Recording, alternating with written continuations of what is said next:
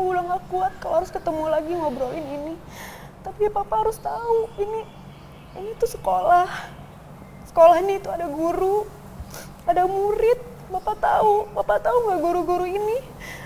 Padahal kita semua udah tahu, papa tuh yang mau eksekusi. Papa harus tahu yang papa eksekusi itu satu-satunya pekerjaan mereka. Mungkin papa nggak pernah mikirin selama ini, tapi kan kita mikirin. Stop lah. Ini kita sampai ke Sukabumi cuma buat ngobrol. Kita cuma mau ngobrol doang nih, gimana nih? Masa sih Pak nggak mikirin sekolah ini? Dan aku bersedia loh membeli sekolahku sendiri. Aku bersedia membeli sekolahku sendiri. Besti Love Indonesia viral for justice bersama si akunya Rike Diah Pitaloka. Salam sopan Indonesia. Apa kabar Indonesia? Assalamualaikum Besti Love kesayangan si aku, ketemu di viral for justice. Kita akan mencoba memberi solusi hukum, kita mencari keadilan di kanal YouTube ini, dan kita akan berjuang bersama dengan hashtag kita, jangan lupa kali ini adalah Save TK Alifah. Dan di sebelah aku udah ada, ini salah satu selebgram, namanya, kenalin dong namanya. Halo, nama aku Bunga. Dan di sebelahnya siapa? Boleh Ini dikenalin Mama. sayang? Ini Mama, siapa namanya? Eka. Namanya Mama Eka. Terus ini guru TK kami namanya Bu Mila, dan ini lawyer saya Pak Ismail. Pak Ismail, bisa dikit boleh nggak? Kamu nggak usah takut, aku udah jinak kok. Nah, Besti, jadi ada suatu persoalan dan insya Allah kita bisa memperjuangkannya, karena ini bukan hanya sekedar tentang berdirinya sebuah yayasan.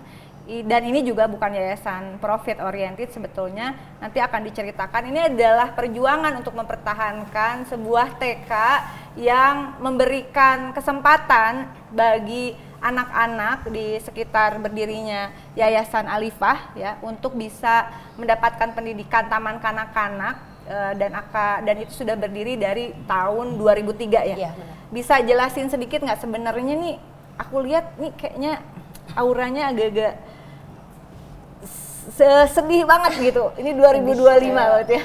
2025, berarti berapa tahun tuh Mama sekolah? 2003. Dari 2003 sampai 2005, dan aku anak alumni pertama. TK itu gimana ceritanya? Ceritain Mam. Iya, TK itu berdiri di sebuah gedung ya. Dari 2003 itu sebenarnya belum di gedung sendiri. Pas 2012 kita mencobalah untuk mencicil gedung untuk tempat pelaksanaan pendidikan di TK Alifah itu gitu. Jadi kemudian ya itulah yang bermasalah sekarang, gedung itu yang membuat kita sedih. Tidak kita mengedepankan kepentingan anak-anak, tapi Dia mau ada eksekusi supaya gedung itu kurang lebih nggak jadi TK lagi. Iya. Nah sebenarnya TK-nya itu seperti apa sih sebenarnya? Apa TK kan juga banyak ya, Iya. dia orang harus bayar mahal dan sebagainya. Kasih alasan buat besti agar bantu perjuangan kita. Kenapa kita harus berjuang Save TK Alifah? karena TK Alifah itu sendiri adalah niat awalnya memang untuk sosial ya, mendirikan sekolah itu, di mana di situ ada murid 70 murid. Saat ini 70 murid ya? Dan itu subsidi silang, 20 muridnya itu gratis ya, dan ada yatim juga. Dan di Alifah itu adalah lebih pada mengutamakan untuk kesejahteraan guru ya, dan juga masyarakat sekitar. Jadi ada juga santunan yatim di sana, ada bazar amal untuk masyarakat sekitar gitu. Di mana sekolah itu juga menjadi mata pencaharian satu-satunya dari guru-guru kami. Berapa orang total? Totalnya 14 sama 14 sudah sama karyawan. karyawan. Ya, mereka. Dan paling sebentar 10 tahun mereka di situ. Yang paling lama dari Bunga kecil berarti 20 tahun. 20 tahun. Sudah 20 tahun mereka mengajar di situ. Dan alumninya itu rata-rata misalnya ada orang tua murid punya anak tiga-tiganya di situ. Jadi masalahnya sekarang sebetulnya apa yang sedang dihadapi oleh Alifah? Ya, jadi kan gedung itu awalnya atas nama saya ya sendiri, kemudian digugatlah sebagai harta gonogini. Oh, ini karena ada kasus perceraian Ya, perceraian di pengadilan mana kalau boleh tahu? Pengadilan Agama Jakarta Selatan. Ya. Nah, kemudian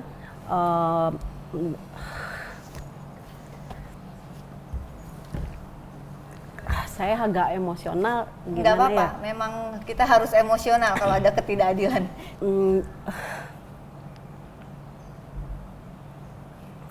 Bunga aja dulu. Bunga bisa bantu saya?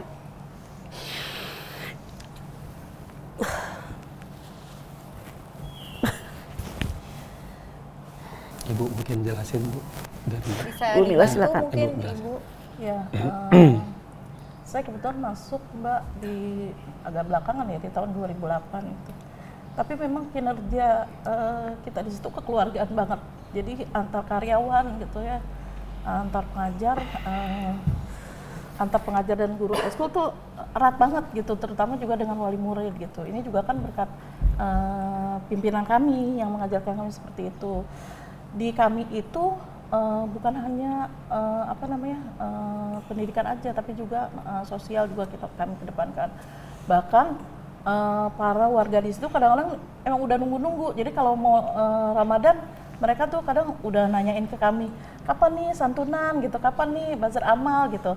Karena di bazar amal itu kita ngadain kayak garasi sale gitu. Jadi ada baju-baju bekas gitu yang layak pakai, yang bisa dijual murah. Ada sepatu, ada tas, dan termasuk juga sembako murah yang memang ditunggu-tunggu sama masyarakat situ gitu.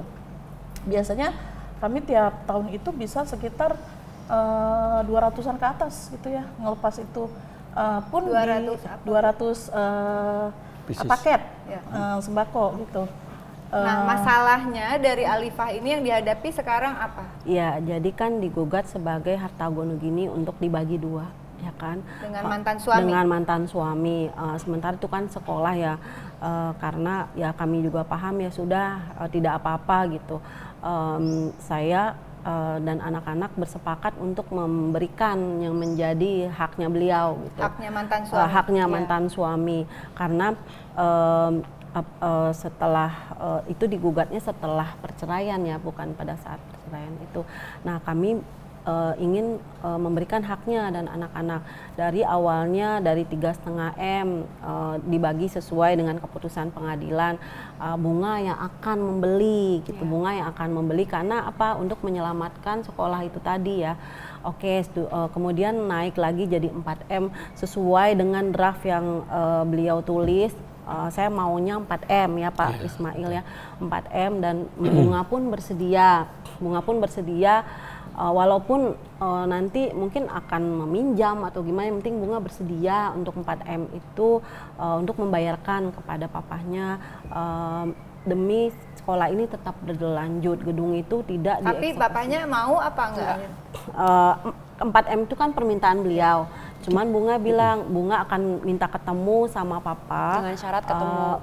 untuk membicarakan masalah Oke, pembayarannya. Sekarang Bunga udah sempat ketemu papa atau gimana? Jadi kan dari 4M itu kan perjanjiannya ya udah boleh Bunga yang beli, tapi dengan syarat Bunga ketemu dengan kondisi beliau ya udah beliau dengan lawyernya, Bunga dengan lawyer Bunga gitu. Tapi ternyata dia nggak mau sama sekali. Sampai akhirnya karena memang udah terdesak juga, akhirnya kan Bunga tahu kalau akhir tahun tuh beliau suka ke Sukabumi. Jadi akhirnya Bunga ke Sukabumi bareng adik bertiga. 3 bersaudara, Ya, Bunga kita paling bertiga. besar. Iya. Dan masalahnya adik itu koas di Padang ya. Jadi dia sehari itu hanya untuk ke Sukabumi. Pulang kita juga nggak dikasih alamat asli. Jadi ya udah kita cari kurang lebih 2 jam kita muter-muter Sukabumi. Sampai akhirnya adik aku, karena kita adik aku flight tuh sore Kak. Jadi makanya dia telepon papa supaya bisa diangkat gitu. Karena aku nggak akan diangkat lagi, aku aja diblok kan sebenarnya. Pas ditelepon ternyata Akhirnya singkat angkat. kata ketemunya di masjid dekat rumah dia nggak mau di rumah. Pas ketemu kita tanya maunya apa, dia maunya ya sesuai surat aja, papa maunya dieksekusi gitu. Tapi kan bukannya kemarin kita udah ikutin kemauan ya, dari 3M sampai akhirnya 4M. Terus tiba-tiba dia ngomong ya udah kalau memang ada 4M cash, ayo kita ke notaris. itu ayah kandung. Ayah kandung. Itu ayah kandung yang ngomong. Terus sebenarnya saya dari awal kan memang itikadnya membantu ya. Membantu tuh dalam artian ya udah mempertahankan sekolah ini apapun apapun caranya gitu. Ya udah bagaimana kalau saya membayar tapi saya cicil dulu deh atau bagaimana deh baiknya. Dia nggak mau. Dia maunya cari deh pokoknya tuh 4M. Tapi pun kalau 4M-nya ada di depan muka, tapi adik sekolah dan sebagainya, apakah papa mau bantu? Nggak menafkahi. Kami bertiga tuh dari kecil dinafkahi ya sama mama. Hanya sama mama, dan dalam keadaan seperti ini aja ya akhirnya kita berdua lah collab duitnya untuk biayain adik-adik, buat jajan adik-adik juga, karena pernah suatu ketika ada yang paling kecil tuh minta duit untuk les karena dia mau kuliah. Jawabannya mau duit les, ya udah jual dulu Alifa. Itu adik yang paling kecil, yang sebenarnya menurut saya dalam kondisi itu yang paling tahu masalahnya kan saya dan adik kedua ya, tapi dia ngomong gitu. Bunga ngerasa apa yang Bunga rasakan terhadap papa kandung dengan situasi seperti ini? Tega aja sih. Ada dibantu. Banyak teganya karena ada kadang-kadang jajan dibantu ya, tapi dari sekolah kita yang satunya lagi yang sekarang dikelola oleh. Jadi beliau tuh ngelola sekolah juga di Bogor. Tapi tadinya kami mama itu yang membesarkan sekolah itu juga. Sekolah itu bisa ada tuh karena mama, tapi ya itu ya singkat cerita kita berdua didepak juga dari situ. Padahal kita juga ada perjanjian, perjanjiannya adalah berapa tahun ibu nikah? 23, 24 ya? Iya. 24 tahun. Selama pernikahan itu seperti apa sebetulnya sampai kemudian komunikasi jadi macet gitu? Boleh diceritain? Iya, sebenarnya pas perceraian itu baik-baik sih, kita saling bercerai itu kita baiklah hubungannya setelah selesai perceraian. Nah kemudian kami kan mengelola sekolah bareng ya di salah satunya di Bogor itu. Jadi saya dari tahun 2012 ke sana dan sekolah itu sudah maju lah. Kemudian saya dikeluarkan lah dari sana ya, dikeluarkan dari sekolah itu, dan sebenarnya saya ya sudah ikhlas saja, nggak apa-apa. Yang penting di sana biarlah mantan suami saya mengurus. Tapi Alifa ini memang dari awal saya dan saya juga kepala sekolahnya di sana, biarlah saya di sini gitu untuk bersama dengan ibu guru kayak gitu. Jadi lanjutkan Bunga. Ya intinya beliau tuh tahu kalau Alifa itu memang kita perjuangkan kan dari 2003 ya sampai sekarang. Tapi ya itu dia cari menang sendiri. Keributan lah di situ. Jadi dia nggak tahu ya, mungkin efek dari perceraian itu dia nggak pengen kita hidup tenang juga mungkin. Tapi yang direcokin tuh sekolah, itu sih problemnya. Masalahnya pernah suatu ketika datang sebutannya apa ya kalau misalnya jual-jual properti tuh? Agent itu datang rame-rame dalam kondisi sekolah ya, dalam kondisi sekolah itu difoto-fotoin, masih ada murid dan belum izin juga gitu. Nerima nggak kondisi ini? Sangat enggak, karena aku marah banget. Jadi aku sampai datang ke kantor agentnya, karena maksudnya mau minta klarifikasi juga ya, maksudnya siapa yang beri izin gitu. Ini masih sekolah, masih ada guru, masih ada murid. Kalau memang dalam keadaan gedung kosong dan udah ketemu saya juga karena saya yang ngelola juga, nggak masalah gitu. Tapi ini nggak ada apa-apa, udah datang moto-moto. Dan waktu itu belum ada putusan pengadilan untuk? Belum memang? Belum ada putusan? Putusannya adalah akta perdamaian. Akta perdamaian sudah ada, bahwa gedung itu kalaupun dijual atas kesepakatan bersama kedua belah pihak. Kesepakatan kedua belah pihak. Akta perdamaian itulah yang kita ingin memberikan haknya beliau gitu ya.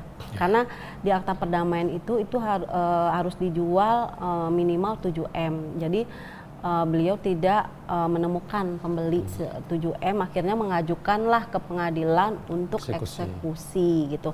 Ketika pengajuan eksekusi itu, nah kita langsung ingin berdamai, ya sudah berapa yang harus kami bayarkan, dan sesuai maunya beliau itu 4M tadi, oke, kita bersedia gitu ya. Nah tapi surat eksekusi itu kan sudah ada, sudah terbit. Tiba-tiba eksekusi itu. datang surat eksekusi padahal kita nggak ada Dari Pengadilan penyetujuan. Agama Jakarta Selatan. Selatan. Dari Betul. kajian hukumnya Pak Bang Mail gimana? Oh ya, gini Teh.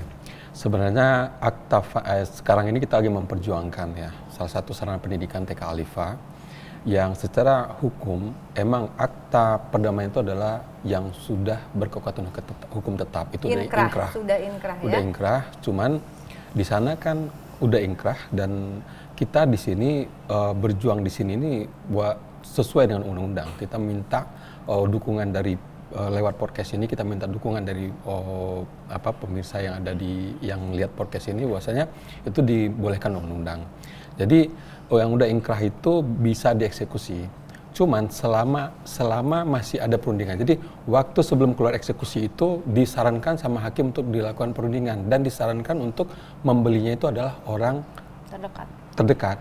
Dan itu Bunga sebagai anak para pihak itu pengen menyelamatkan Alifa itu. Kenapa? Karena kalau itu bukan sekolah, ambillah, lelang lah gitu kan. Tapi karena ini sekolah. Tapi secara hukum selagi masih ada perundingan itu eksekusi tidak bisa dijalankan, tidak boleh dikeluarkan putusan eksekusi.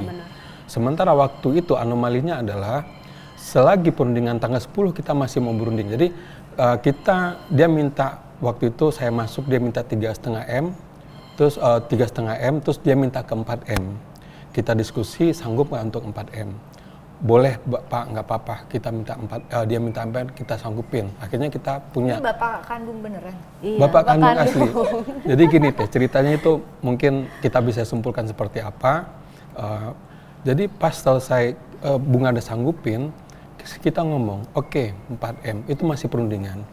Dan setelah 4M. Tapi ada nggak kasus jurisprudensinya hal-hal seperti ini misalnya, bahwa ini ada eksekusi itu sebetulnya sah-sah aja gitu. Bisa dijalankan atau tidak bisa dijalankan ketika objek eksekusi itu sebetulnya adalah sesuatu yang bersifat ada sosial kemasyarakatan begitu. Kalau udah inkrah itu kan kalau jurisprudensi belum tidak ada Teh. Cuman kalau itu udah inkrah itu bisa dijalankan. Tapi selagi ada negosiasi Tidak itu boleh sebetulnya ada putusan eksekusi.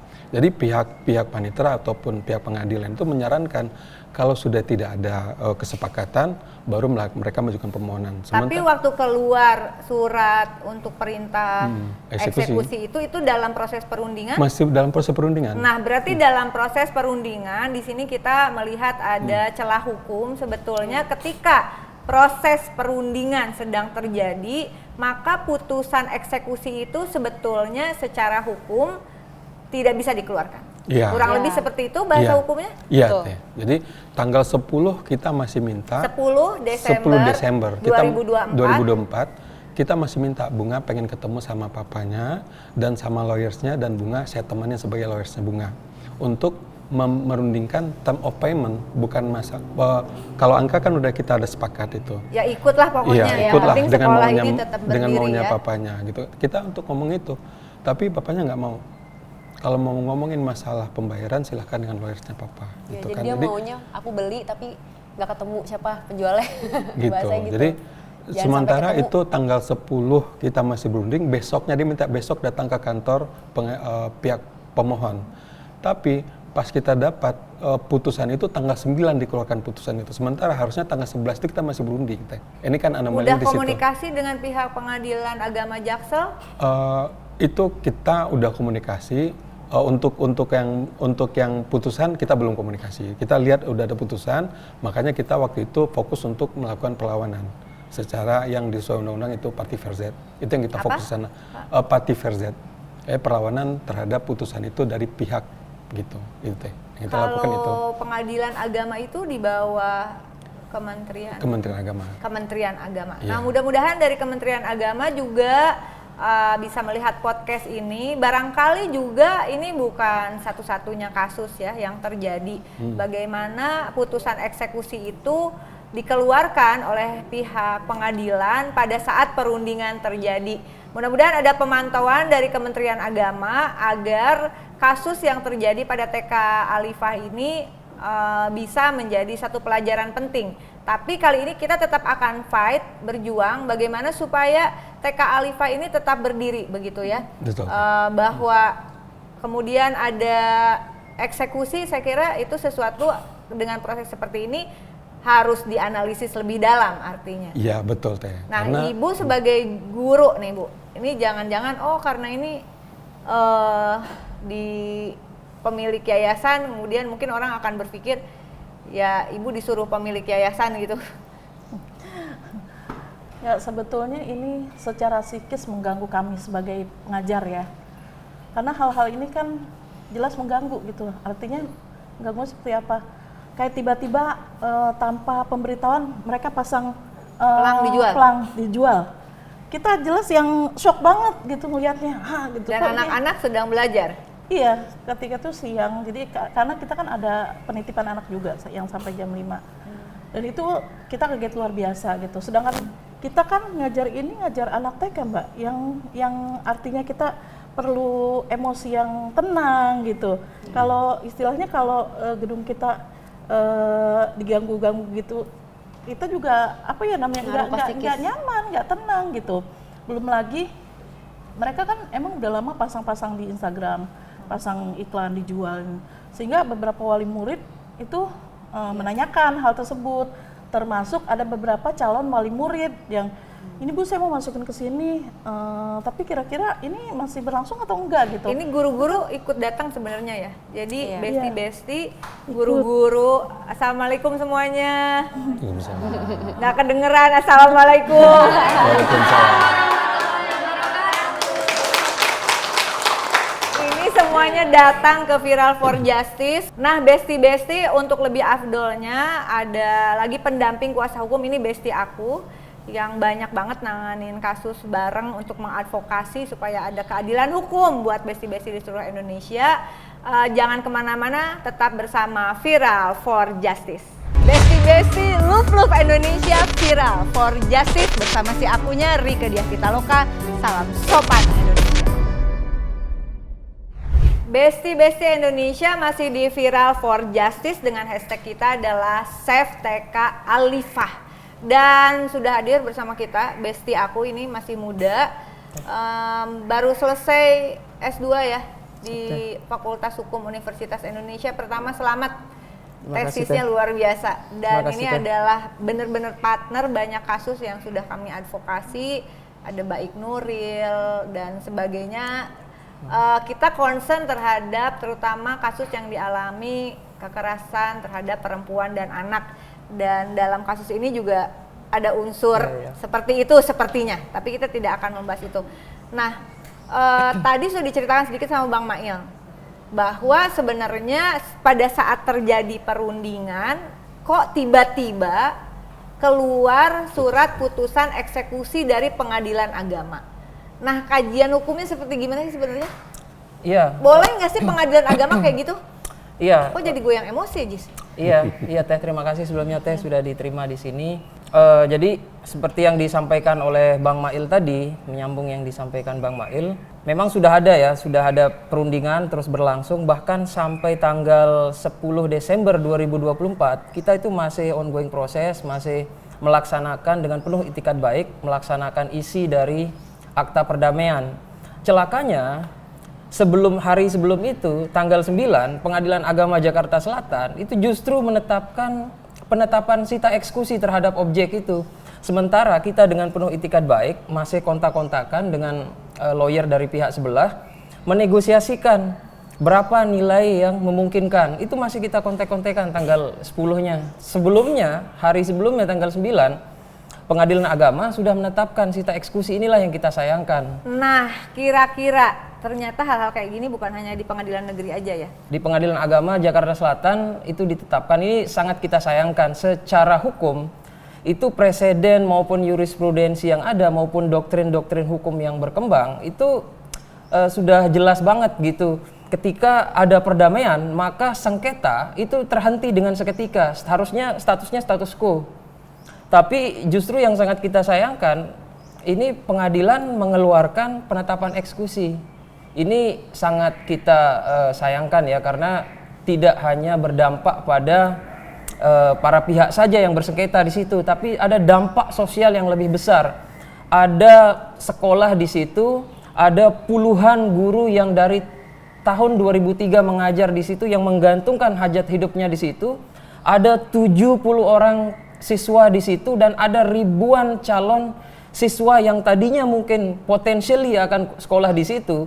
Itu harapannya akan terputus jika gedung ini, sekolah ini itu terrealisasi eksekusinya.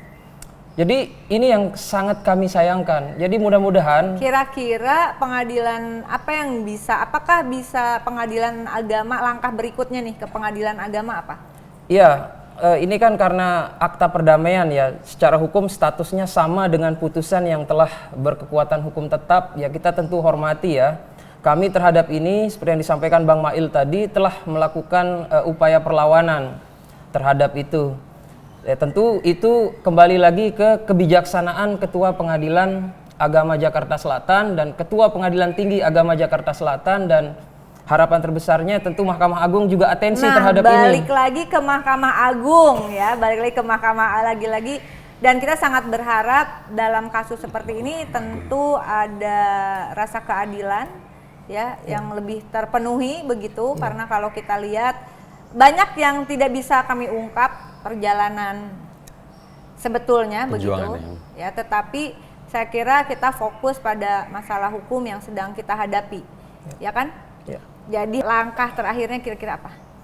Ya, langkah terakhirnya tentu kita masih proses ya yang perlawanan terhadap eksekusi ini. Ya harapannya ini dikabulkan karena banyak sekali presiden terhadap eksekusi-eksekusi yang sudah diletakkan sita eksekusi itu diangkat eksekusinya karena ada kepentingan umum di atas objek itu. Pernah ada? Banyak sekali putusan-putusan pengadilan itu yang mengabulkan perlawanan terhadap sita eksekusi dan eksekusinya diangkat karena ada pertimbangan kemanusiaan dan ada pertimbangan kepentingan umum. Dan di situasi kita itu sudah terpenuhi semua. Ada puluhan guru yang hajat hidupnya di situ, di sekolah itu. Ada puluhan sekolah, ada puluhan siswa ya, yang bersekolah di situ. Dan mudah-mudahan ini sampai ke Ketua Pengadilan Agama Jakarta Selatan, Ketua Pengadilan Tinggi Agama Jakarta, Ketua Pengadilan Tinggi Agama DKI Jakarta, dan Ketua Mahkamah Agung Republik Indonesia. Iya, mungkin ya kita bisa membantu dengan memviralkan tentu saja, karena ternyata bukan hanya di pengadilan negeri terjadi hal-hal seperti ini, ada indikasi ya kurangnya penegakan keadilan ternyata di pengadilan agama juga ada ya, di pengadilan agama juga bisa terjadi kayak gitu ya. Nah Bunga, kalau ini kesempatan Bunga untuk bisa nggak Bunga sampein sama Papa, manggilnya atau apa? Papa. Nah, Bunga boleh ngomong sama Papa, mudah-mudahan karena sulit kan ketemu Papa. Apa yang ingin Bunga sampaikan untuk Papa?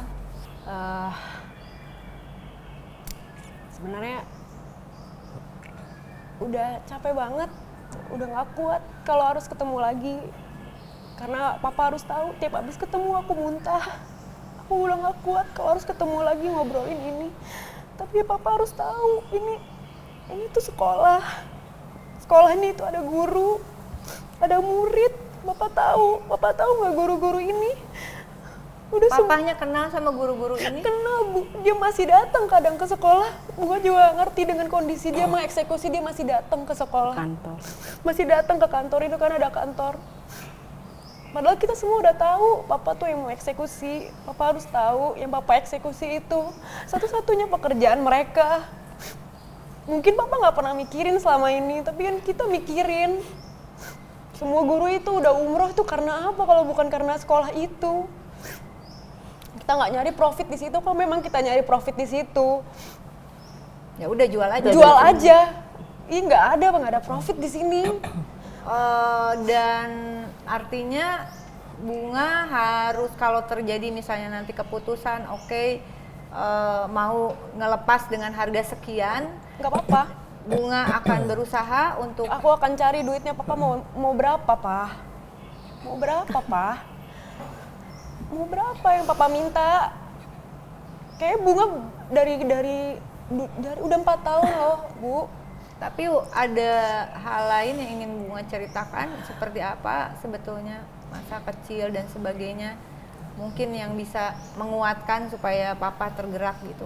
Intinya mungkin memang ada perasaan setelah perceraian itu dia mungkin ada rasa ini yang aku tangkap sebagai anak ya, karena aku tahu banget bagaimana beliau memperlakukan kami gitu. Tapi yang aku lihat ini ada perasaan dendam, Bu, ke mamaku.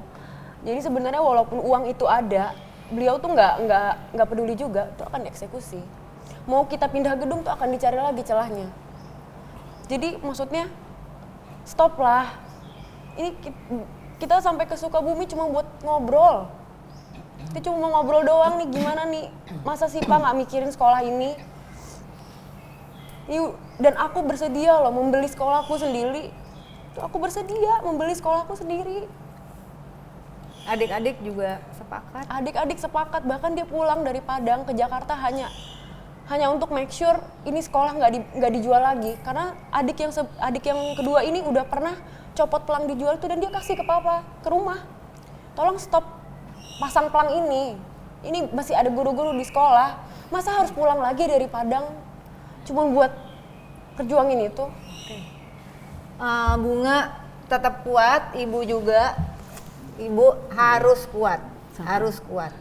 Jadikan setiap luka adalah kekuatan untuk berjuang dan saya yakin ibu Bunga tidak hanya memikirkan diri sendiri seperti tadi, kalau mikirin diri sendiri ya udah jual aja, urusan selesai begitu. Tapi membangun sebuah sekolah dari 2003 itu adalah perjalanan panjang di mana banyak cerita suka duka dan bagaimana banyak guru-guru. Halo ibu guru semuanya, semangat Bu, semangat semuanya ya.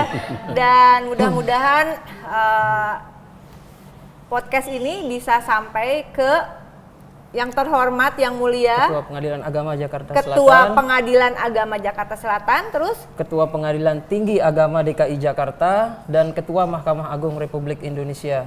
ya mohon dukungannya karena lewat kasus yang dialami oleh Bunga dan ibunya ini menjadi pelajaran penting betapa di negara yang disebut sebagai negara hukum tidak serta-merta keadilan hukum itu bisa diperoleh, dan mohon maaf sekali tidak untuk berpikiran negatif terhadap institusi penegak hukum manapun, tapi kita semua sedang berusaha agar Indonesia benar-benar menjadi negara hukum seperti Dewi Keadilan di belakang kita yang meskipun ditutup matanya, hukum itu ya tetap harus adil, timbangannya harus seimbang gitu ya.